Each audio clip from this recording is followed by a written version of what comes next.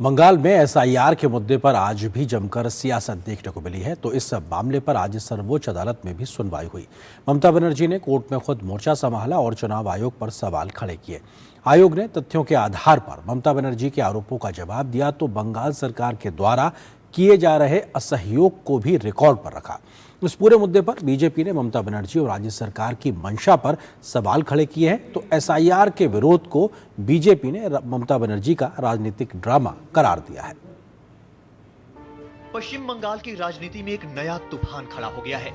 SIR प्रक्रिया का मुद्दा अब सुप्रीम कोर्ट की दहलीज पर पहुंच चुका है। कपिल सिब्बल और श्याम दीवान जैसे तेज तर्रार वकील होने के बावजूद मुख्यमंत्री ममता बनर्जी ने खुद कोर्ट में दलीलें रखी, जिसे बीजेपी ने ड्रामा करार दिया। ममता बनर्जी के सियासी ड्रामे की परतें खोलते हुए बीजेपी ने आरोप लगाया कि ममता बनर्जी को वोटर लिस्ट से ज्यादा वोट बैंक की चिंता है। तृणमूल कांग्रेस का एजेंडा एकदम साफ है कि पश्चिम बंगाल की वोटर लिस्ट में बांग्लादेशी घुसपैठिया रहे, रोहिंग्या रहे, जो फेक वोटर्स है, खाली जमीन पे प्लॉट्स के ऊपर जिसका नाम रख दिए इन्होंने, उसका भी नाम वोटर लिस्ट में रहे। कैसे ये चल सकता है? सुप्रीम कोर्ट में सुनवाई के दौरान ममता बनर्जी ने चीफ जस्टिस ऑफ इंडिया से व्यक्तिगत रूप से बोलने की अनुमति मांगी। उनकी दलीलों में चुनाव आयोग के खिलाफ गुस्सा और वोटर लिस्ट रिवाइज होने की चिंता साफ झलक रही थी। यही वजह है कि अनुमति लेकर दलीलें दे रही ममता बनर्जी की आवाज जब कोर्ट में तेज हुई तो सीजीआई को टिप्पणी करनी पड़ी कि आपकी ओर से देश के कुछ सर्वश्रेष्ठ वरिष्ठ अधिवक्ता यहाँ मौजूद हैं।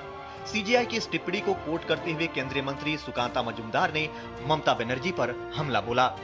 ममता बनर्जी के जो ड्रामाबाजी है ये सिर्फ कैमरा को अपनी तरफ खींचने का एक मुहिम है। हमारे वहां पे एक वीडियो के ऊपर मर्डर का मामला चल रहा है लेकिन सरकार उसको अरेस्ट नहीं कर रही है। तो इतने दीदी के नजदीक वाले अफसर है और वो एसआईआर का काम कर रहा है। अगर एसआईआर में किसी ने गलती की तो किसने गलती की है, करवाया गया। ममता बनर्जी की दलीलों में चुनाव आयोग को लिखी 6 चिट्ठियों का जिक्र, बूथ लेवल ऑफिसर्स की मौतों का आंकड़ा और असम में एसआईआर क्यों नहीं कराया जा रहा है जैसे सवाल थे। शायद यही वजह है कि सुकांता मजुमदार सीएम ममता की दलील को चुनावी भाषण करार दिया। ममता बनर्जी ने सुप्रीम कोर्ट के सामने माइक्रो ऑब्जर्वर्स की तैनाती का मुद्दा भी उठाया। Mamata Banerjee has argued the points. Number 1, only the deletion process is going on, no inclusion process has been taken up for long 4 months. Number 2, there is no power to appoint micro observer and the role observer. Micro observer वाली दलील पर election commission की तरफ से पेश हुए वकील ने जवाब देते हुए कहा कि राज्य सरकार से बार बार मांग करने के बाद भी एसआईआर के काम के लिए पर्याप्त ग्रुप बी अधिकारी नहीं दिए गए। इस कारण माइक्रो ऑब्जर्वर नियुक्त करने पड़े।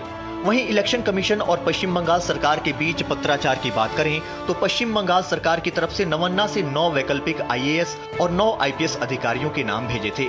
पर्यवेक्षकों की पूरी लिस्ट न मिलने की वजह से चुनाव आयोग ने खुद ही सूची जारी कर दी, जिसमें बंगाल के गृह सचिव जगदीश मीणा सहित कमिश्नरेट के पुलिस कमिश्नर का नाम पर्यवेक्षक के रूप में शामिल था।